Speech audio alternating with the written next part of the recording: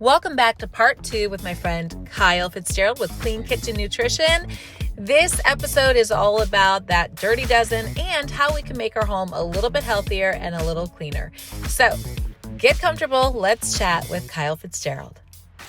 So there's something called the Dirty Dozen. Have you heard of this? I've heard of the Dirty Dozen. Yeah. Yes. So every year, the EWG, the Environmental Working Group, they test all these different fruits and vegetables, and they make a list of the Dirty Dozen. So it's the top 12 fruits and vegetables that test the highest in pesticide residue. Mm-hmm. So like I mentioned earlier, a lot of produce and fruits and vegetables are sprayed with pesticides and herbicides, and berries test the highest in pesticide residue. So if you're buying... Always get organic. Yeah, if you're buying organic, then it should not contain any pesticides or herbicides on it. Side note there, yeah. But Good side organic note. berries, I eat a lot of bananas.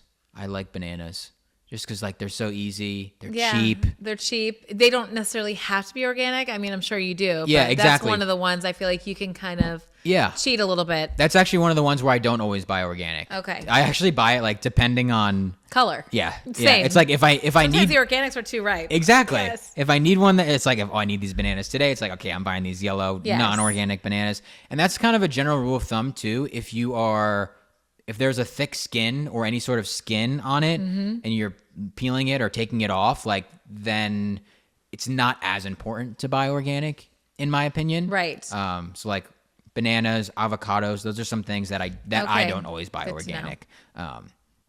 So yeah, don't think you always have to buy organic, but also like if you are new to this and you're, if you don't have a large budget, you're trying to eat better, like to be honest, like I wouldn't even worry about organic right away. Like if you could just prioritize real food, even if you don't get the grass-fed beef or the highest quality eggs, like if you can just get any sort of beef or any sort of eggs, because even the lowest quality beef is going to be way more nutrient dense than any processed food that you find in the aisle. It's a good word. So yes. if you don't have the budget, just still go for real food, even if it's not organic, even if it's not grass-fed. Okay. Yeah. I think that's a good word there. Yeah. I don't know what other blueberries, bananas. I'm trying to think of another. Watermelon. A good watermelon. It's so refreshing. Yeah, a good watermelon like is the up there. best. Yeah. I know right now there's this whole craze on protein. Mm-hmm. So, of course, you're talking about the beef. A lot of people, dairy, cottage cheese, yogurt. How do you feel about dairy? I like dairy. Yeah, I guess we can kind of go from, there's many different types of dairy. Yeah, and I could be all over the place, Kyle, because I just have all these questions. Yeah. No, you're good. Put it in order. No, you're good. I just have I have pages and I'm still on page 1. So that's a problem. Let's go to page 2. But do you want to talk about dairy? Yeah. No, we can talk about dairy. Yeah. Things. People are like, and it inflames you. I don't know, the whole inflammation thing. The best type of dairy that you can get is raw dairy. That is going to be very difficult for a lot of people to find. Well, actually, I shouldn't say that, because it's actually become a lot easier to get raw cheese in grocery stores. Mm-hmm. You can actually find it in most grocery stores now, raw. And basically all that raw means is that it's not pasteurized.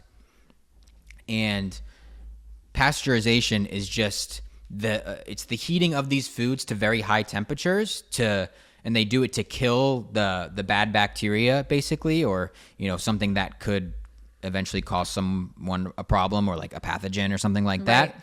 But if you're getting it from a high quality farm or a high quality source, in my opinion, it's not a big deal if you get raw. And the problem with pasteurization is that it can, yes, it destroys the bad bacteria, but it also can destroy a lot of the beneficial stuff there as well. So it can destroy the beneficial bacteria.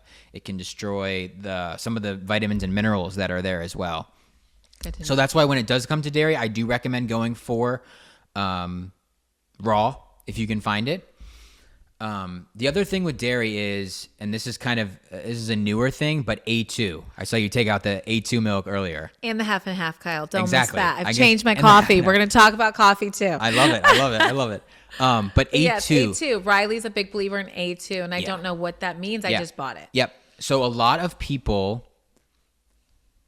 that think they're lactose intolerant are really just sensitive to this A1 protein that's found in dairy. Okay. So your average, so most cows nowadays, they contain A1 and A2 protein. Thousands of years ago, if you go back in time, we only had A2 cows. There was only A2, but somehow, like through all of this genetic mutations and different things like that, we now have a lot of the cows are A1 and A2. Don't worry about like what they mean really, just A1 and A2. They have both of these proteins. It turns out that it's very difficult for humans to digest this A1 protein. So when someone has a glass of milk and they have some digestive problems or diarrhea or something like that, right, and they think, oh, I'm lactose intolerant, I can't eat dairy. It may be that they're just sensitive to the A1 protein that's in most milk. And I was talking to a specific company about this, Alexander Farms. They only make A2 dairy. And they told me it's like, I forget the exact percentage. I'm going to ballpark this, but it was like 60 to 70% of Americans think that they're lactose intolerant or like say that they're lactose intolerant. But in reality, it's closer to like 6 or 7% that are actually. Wow. And apparently we're just really sensitive to this A1 protein that's found in most milk. My daughter, it's because we keep thinking anytime she has milk, dairy, if cottage cheese or yogurt, her stomach always really hurts her. Mm-hmm. So I wonder. So that's raw or A2 is kind of your go-to with dairy. Yes. Okay. And if you can get both of those, if you can get raw A2 dairy, like I just started getting raw milk, which is kind of a controversial topic, but it's raw grass-fed A2 milk, and that's like basically the highest quality that you could get. Okay. Yeah. I love that. Yeah. Okay. I know we're almost at an hour, but we're going to go over a little bit. Oh, yeah. Because I do want to talk about, of course, linen and flax. Home is where this all began. Mm-hmm. And so I'm all about home. I love home. I love to create beautiful environments in home. But now I want to create beautiful and healthy environments. Mm-hmm. So if I'm a woman, guy, and I love a candle, Kyle. I love a candle. A fall candle, and Riley blows them out. He sniffs me. He snuffs me all the time. And he's like, these candles are toxic. Yeah. So we're looking at like coconut-based candles for our stores, and we have changed some of our candles, diving into that a little bit more. But like, I know fragrance is a whole thing. I put perfume on. He's like, oh my gosh, you got to stop with the perfume. It's fragrance. So let's focus on home for just a bit, and then I have some questions from the followers on Instagram and friends. But in our home, we talked on the phone briefly, and I kind of know what your answer is, but tell everyone at home. Yes, we're handling our refrigerator, our grocery store runs, kind of what we're eating, nutrient-rich foods. Mm-hmm. So we're going to get a handle on some basics with our maybe gut health and our whole health. Yeah. So now we're in the home. How do we get our home healthy? And what are like the top... What do you say? What is the number one thing if you could do anything in your home to create a healthy home? Yep. What would it be that you would change? Yes, I would say your laundry detergent. Switch your laundry detergent if you're using a regular conventional laundry detergent. Because if you think about it, you're basically always touching your laundry detergent. You're wearing your clothes at all times. When you're sleeping, you're sleeping on bed sheets that were washed in your laundry detergent. Yes. And if that contains fragrance or any other harmful preservatives or ingredients, that's basically getting absorbed through your skin. In your skin, which is like your biggest cell. Yep, your largest organ. Yes. Your skin. Yep. That hit home when you told me that. I'm like, it touches everything. Everything. Dish towels. All the time. Yeah, what dish you're towels. Wearing, you're always clothed. Pajamas, sheets, comforters, blankets, throws, pillows, like everything. Everything. Yeah. So if you can switch to a non-toxic laundry detergent, that would probably be the number one place I would start. And I think that's really simple. Mm-hmm. That's just one change up that really impacts every part of your life. Yep. exactly. Do you have a brand? Are we allowed to say that? Yeah, that for you sure. love? Yeah, I have 2 top brands that I normally recommend. Branch Basics is one of them. Have you heard of that or no? I haven't. No. Branch Basics. Where do we buy that? I believe they're only online. Okay, I was thinking Branch Basics. Yeah, because and I've never seen it in the store. I'm not an online shopper, but I will do that. Yeah, it's actually very difficult to find a truly non-toxic laundry detergent in stores, unfortunately. Isn't that interesting? Yeah, but Branch Basics and then Truly Free is the other one that I really like.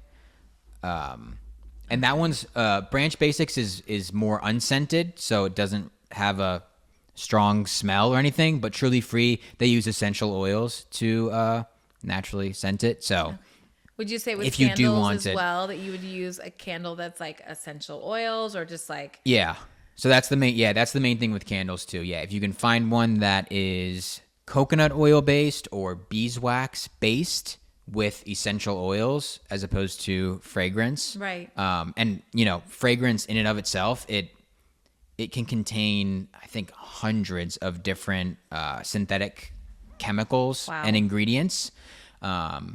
That one, they don't need to be tested for like safety or anything like that. Right. And these companies don't have to disclose the hundreds of chemicals that are going into these products. And they, again, like they're getting into our body and they can disrupt our hormones.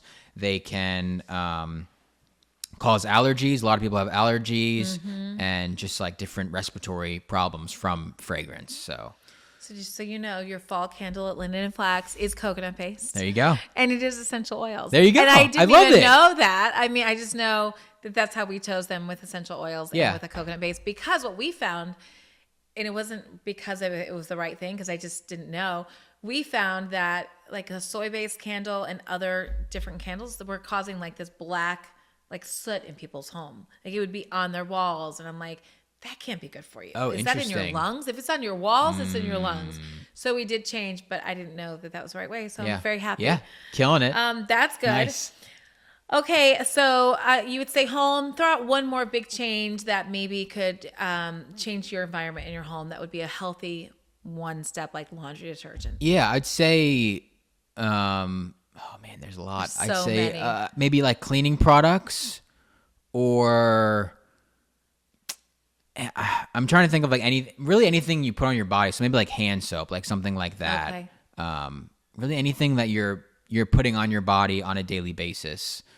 Think about okay, what are the ingredients in here? And like I said in the beginning, like don't think you have to change all these things at once. Like start, Baby steps. when you run out of your laundry detergent, then buy a non-toxic option. When you run out of your hand soap, buy a better option. Dishwasher, same thing. Yeah, dishwashing detergent. Yes. Dish soap, yeah. Yes. The list goes on and Riley, on. The list goes on and on. The pots and pans. Riley Yeah. wants a mattress that is Yep. and pillows. And Yep. I gave him Tempur-Pedic, and he's like, I don't want it. And I'm like, okay, good to know. The Yeah. list goes on and on. But it's a lifetime, and you can do this over the course of your lifetime. Yes. And it doesn't have to be all at once. Yes, I think that's a exactly. huge takeaway. Yeah. Okay, a couple questions. Okay. I know that you're in the space of health and wellness, so some of these questions might be not exactly what you're familiar with. We're just going to shoot and Okay, go. let's do it. For women in perimenopause or menopause years, what's the best way to support yourself through nutrition? Yeah. That's a great question. Yeah. I would say it's really just getting back to what we talked about earlier and prioritizing the whole foods. If you can prioritize high quality protein and fat with every single meal, like we talked about, you're getting in the vitamins and minerals. You're actually providing your body with basically like the raw materials of what your body needs to thrive. And in turn, when your body is getting all of the right things, when it's getting all these raw materials, the vitamins and minerals, things are just going to start working better. Your hormones will get better. I like to tell people like weight loss it should be a side effect of being healthy. If you're consuming the right foods and your body is working properly, then naturally the weight should fall off. I think that's awesome because it's almost freeing because there's so many things that we get caught up on that we should be doing. There was a video that was circulating like on social media and it was like a woman saying, okay, I have to get 10,000 steps. I got to eat 120 grams of protein. I have to have this many carbohydrates. And it was like a list. And it's daunting. And my mind thinks that every day. Yeah. Like, did I get my steps? Did I get my workout? Did I work on muscle? Yeah. What's my protein? What's my carbs? What's my fat intake? What? And you're just like, this to me is freeing. Yeah. Eat whole foods, nutrient rich, and basically and move. Yeah, move your body. Yeah. Move your body. Another question was, what habits would you say for this lifestyle? We're talking a lot about food. A lot of people had the protein question. I was grazing through that. Like, protein, I think you answered it, beef and eggs. Yeah. Kind of your main source. Yeah, that's what I would, are you throwing a scoop of protein in a protein shake ever? I do, yeah. How do you feel about protein shakes? I think, so I will say most protein powders are not good. Okay. Most of them contain... I think that's a great question because everybody's scooping a protein in their oatmeal. Yeah, yeah. Most of them contain a lot of artificial sweeteners. A lot of them have, artificial flavors, a bunch of different gums and emulsifiers and thickeners, and basically all these additive products or ingredients. There are good protein powders for sure out there. But in my opinion, you should really try to get your protein from real food if you can. Yes. Okay. Beef, eggs, chicken, fish. Those are, I'd say, the main sources. And I know you're eating till you're satiated. How often are you eating? Because I feel like to get that protein, 120 grams, or I feel like I'm eating all day. Yeah. Like I'm like, oh, give me more eggs, or give me, and how are you eating frequently? I eat 2 meals a day. You eat 2 meals a day? Yeah. That's breaking news. Yeah, 2 meals a day. What's your breakfast? No breakfast. No breakfast? I don't do breakfast. I do lunch and dinner. No kidding. Yeah. Okay, this is a whole but I'm not, conversation. I don't think everybody needs to be doing that. But this is how you feel and what works for you. Yeah. And that's the key here. Yeah. You're doing so no breakfast. Are you that type that doesn't eat till noon? Yeah. Like noon, fasting? Yeah. Intermittent fasting. Yeah. So you're noon, doing that on 1 purpose? o'clock. Yeah. Okay. It was something that I had started when I started having a lot of digestive problems because a lot of what I was learning was that you need to give your digestion just a break and just like literally just stop eating to allow your body to naturally do its thing. Okay. So that's when I started doing intermittent fasting a few years ago, and then I just got so used to it that now I normally don't eat till 12 or 1.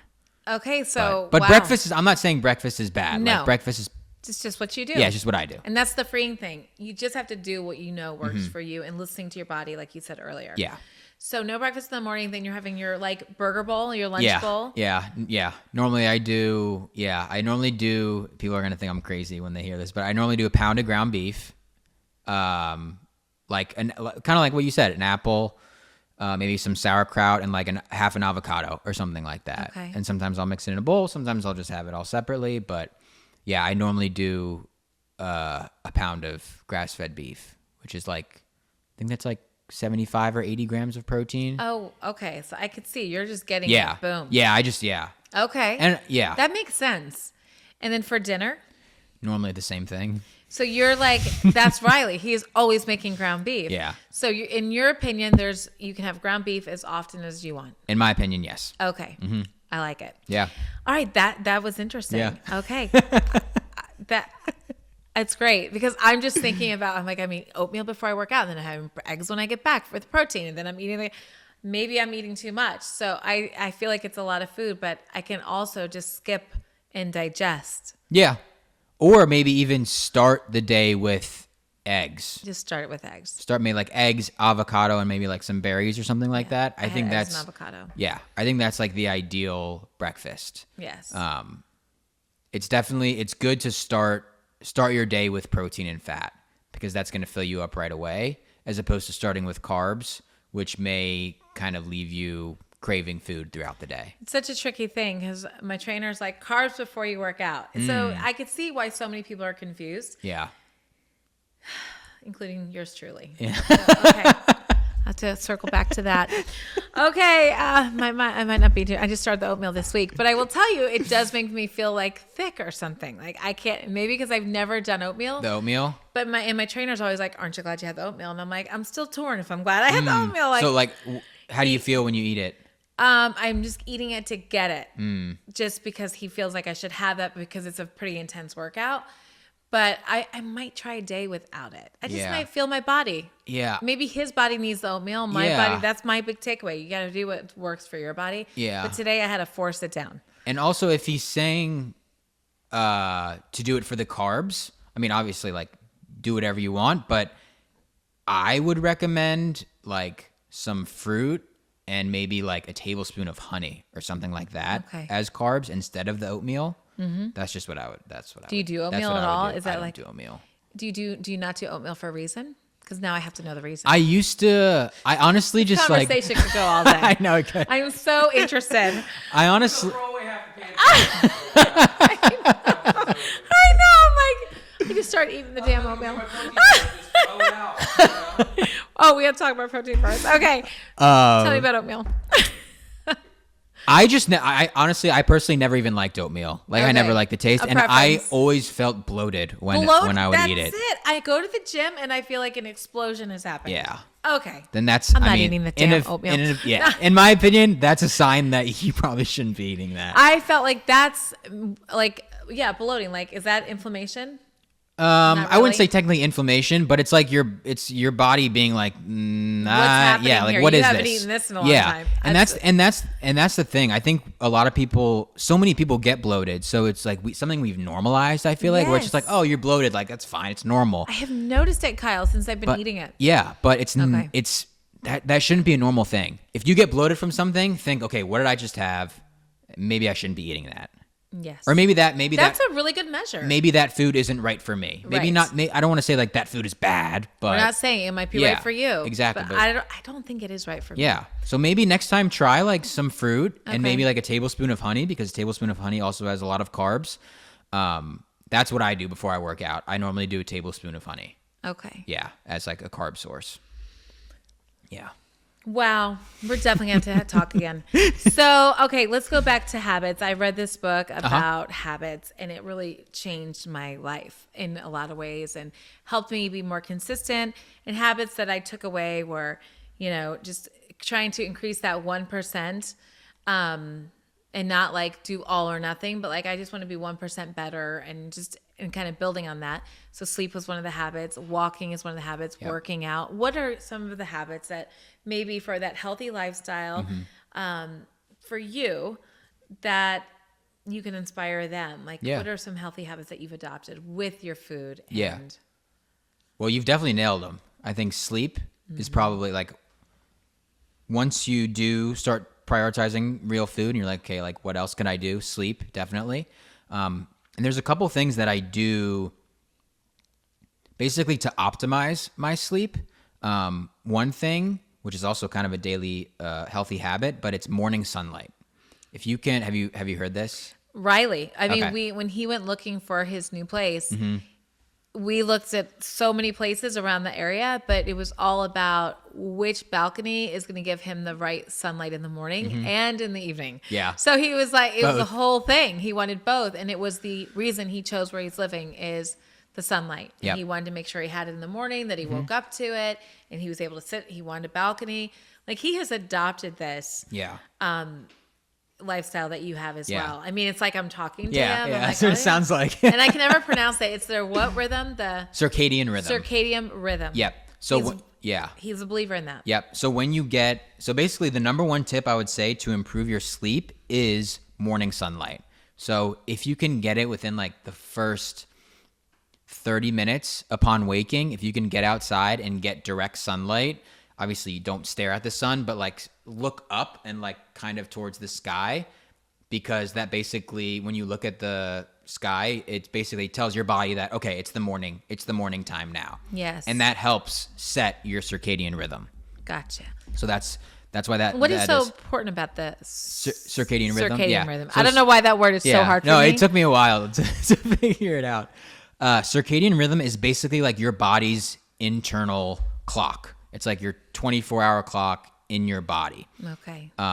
So the more we can basically give our bodies like clues and hints to like what time of day it is, basically, the better. So like that's why they say morning sunlight and then evening sunlight is like the best way to improve your sleep, because once it gets dark, your body knows that it's time to go to bed, and it'll start producing melatonin.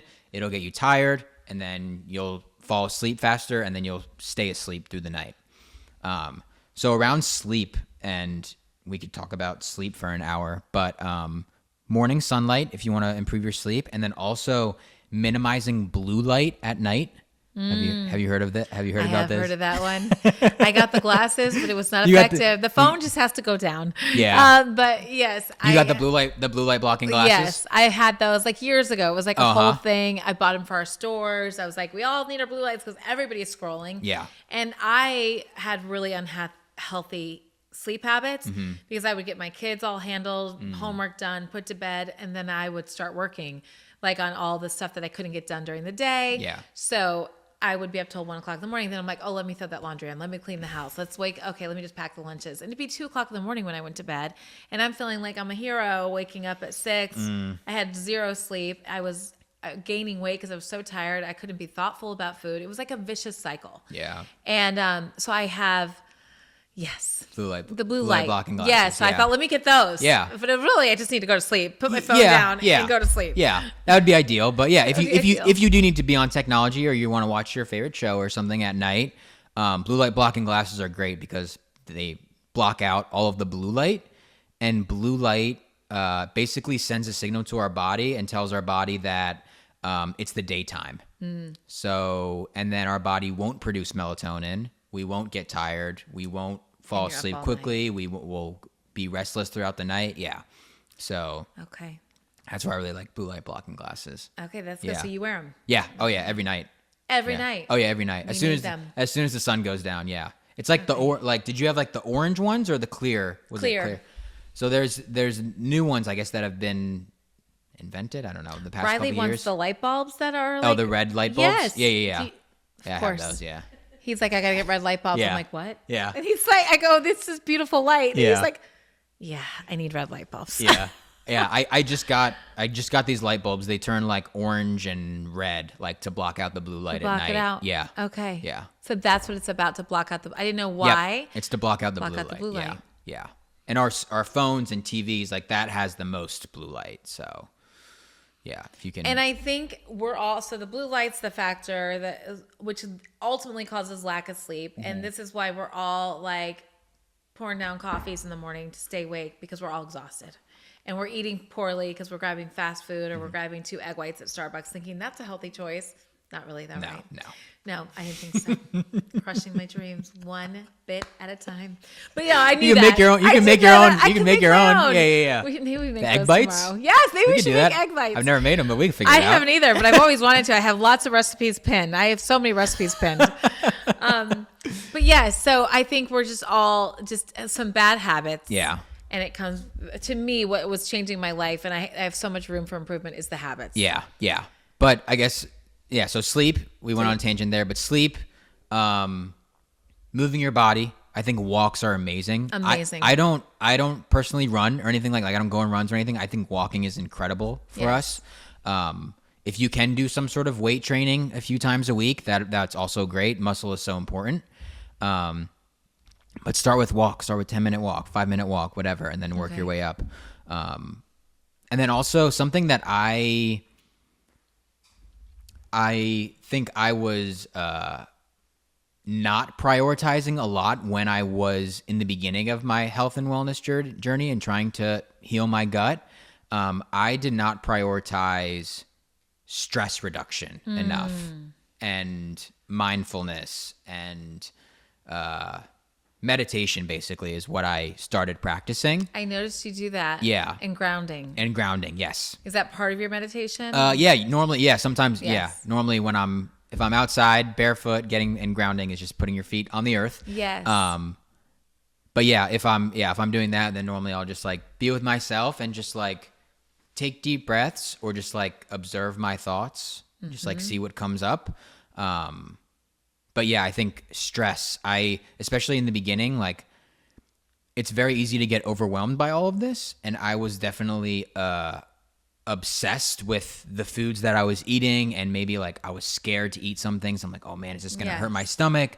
Oh man. And then maybe maybe I wake up with like a little bit of stomach pain, and then I'm like, oh man, like what was it? Was it this that I had? Was it this? And it's just like I was just stressing right over about all these different healthy. things. Exactly. About being healthy. Which made it even worse. Same. Right. So that's why I love to stress the, change one things at a time. Don't stress out about it. Don't overwhelm yourself, because I think the stress side of it is just as important as the actual food side of it. Yes. And that's something that I think I neglected for a very long time. And it's something now that I've incorporated into my daily routine, some sort of mindfulness or meditation. And it doesn't have to be like this hour-long meditation where you like are deep in your thoughts. It could literally just be and something I recommend and like I enjoy doing is going outside first thing in the morning. You're getting your morning sunlight, and then you're also just outside. I don't like to take my phone or anything outside. I just by myself, and just like sometimes I'll just close my eyes, take like 30 deep breaths, and just kind of be with yourself. Yes. And just like observe your thoughts, observe your body. How are you feeling? That sort of thing. Just mindfulness. The more we can get in tune with our body, both eating, like how we feel after we eat something, and just like our thoughts, I think the healthier we'll be, the more in tune we can be with our bodies. I think that's basically what you've shared today. Being in tune with your body, what's good for this friend that talking at the office versus what's good for that friend talking at the office. It might be different for everyone, but if you find what makes you feel great, like you did, you lean into the healthy habits, and then you put it all together, and you're living this beautiful, healthy, whole life that suits you. Exactly. And you know what's working for your body, just like it's like oatmeal for you. You just know. Yeah. I think knowing you, and I think that's something we've always talked about in this podcast.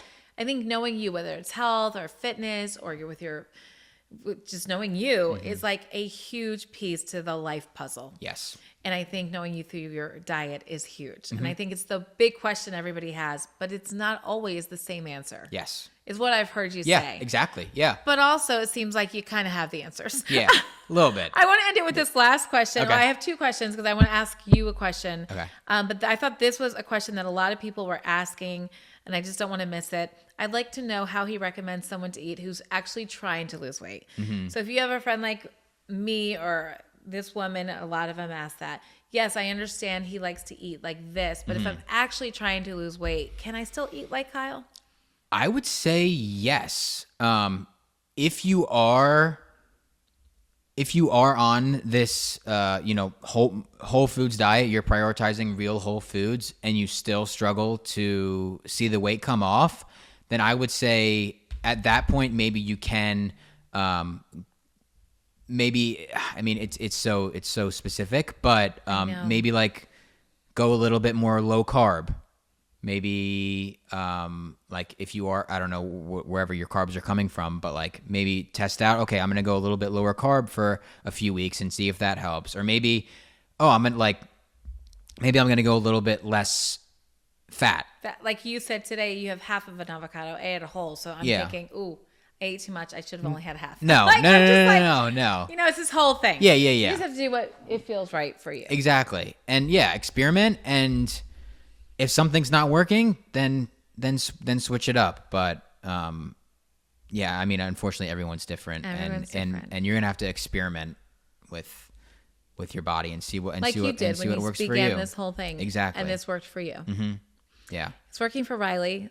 I feel like I'm learning. I don't know if it's working for me yet, but I feel like I'm enjoying the whole foods. And I'm enjoying looking at really good ingredients versus I have two alternatives, which I totally wanted to play a game of this or that. Oh, yeah. Oh, my gosh. Okay, can I have a couple more questions about of course. this or that? I got nowhere to go. Okay. Ground beef or chicken? It sounds like it's ground beef, but I'm always like, what's the better protein option? Do you eat chicken? Ground I haven't beef. heard you really mention chicken. I will do chicken occasionally. If I can get pasture raised chicken. I just prefer ground beef due to just beef, red meat in general, to the nutrients, and the fatty acid profile of beef is superior to chicken in my opinion. Okay. Yeah. I feel like I agree with that as well.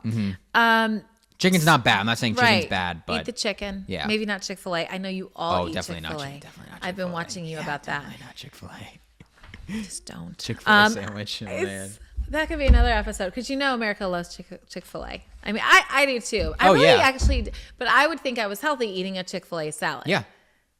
And now I don't feel, you too. Yeah. But now I don't really feel like that. So I'm not going to eat the Chick-fil-A salad. I'm packing my lunch now. Yeah, there you go. Ceramic or stainless steel pans? I like stainless steel. Okay. Yeah. I think they're difficult to cook on. Really? I know you have. What? Well, I think they're hard to clean. Probably because I'm cooking on them wrong. We might have to do a video about this. Yeah, we might do a video. So I got Riley stainless steel pans because he asked for them. He was like, I really want to. And he didn't ask for them. I just got them for his birthday. It's so funny buying my son stainless steel pans on his birthday. But I know there's like a way to cook on them. And I have like the caraway pans. Caraway, yeah. And so he approved those. Yep.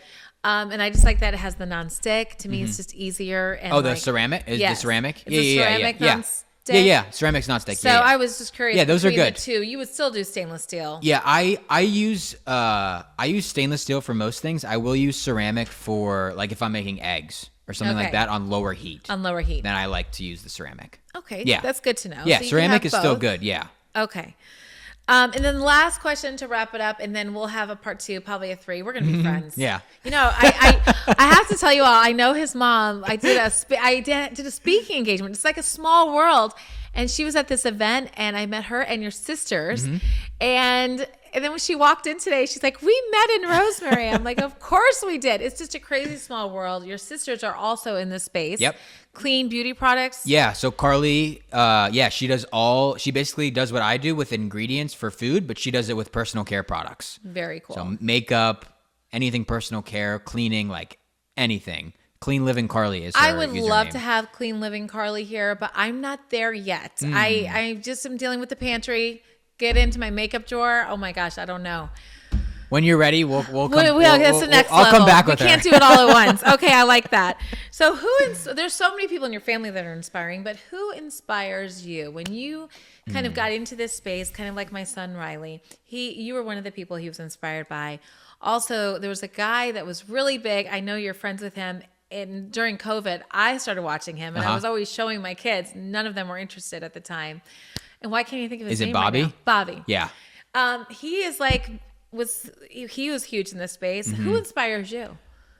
It's funny because he was one of the first people that kind of taught me all about ingredients. So he was definitely a big inspiration to me in the beginning. Yes. Opening my eyes to a lot of this stuff. Yes. So yeah, I'd say he was definitely one of them. And then, I mean, I guess I'd say like more recently, do you know Paul Saladino or no? Riley has mentioned him. Yeah, I'm sure Riley does. Yeah. He follows him. He was saying that he is very inspiring. Yeah. He's kind of my more recent, inspiration and where, I learn a lot of stuff from. And, yeah, I just experiment with a lot of things that he says. Okay. So, well, yeah, that's how I'd say I am with you. Those two. And I again, like I said, I'm not there, and I think a lot of you are like, "Well, I'm not there either." But I think we could all find something out of this episode about ourselves. Knowing ourselves, knowing our body is key. Whether it's that your body needs sunlight or a great walk or some ground beef. Yep, exactly. Yeah.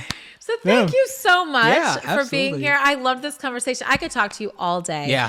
And maybe we will, and maybe we'll have more episodes. I think we will. Yes, I like absolutely. this guy. Absolutely. Follow him again on Instagram and YouTube, and he's got a podcast, and it's Clean. It's Clean Kitchen Nutrition. It's actually a very catchy name. It's Thank just you. hard for me to get out. Yeah. Clean Kitchen Nutrition. It's a little wordy. But it's really good. Yeah. It is the Clean Kitchen. I want a clean kitchen, and that's my goal. So thank you for inspiring me in this space.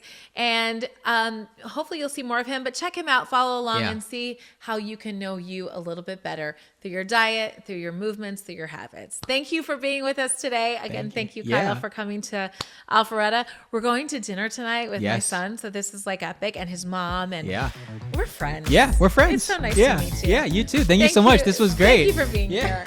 All right, we'll talk to you all next week for another episode of Chatting with Chaz and Friends.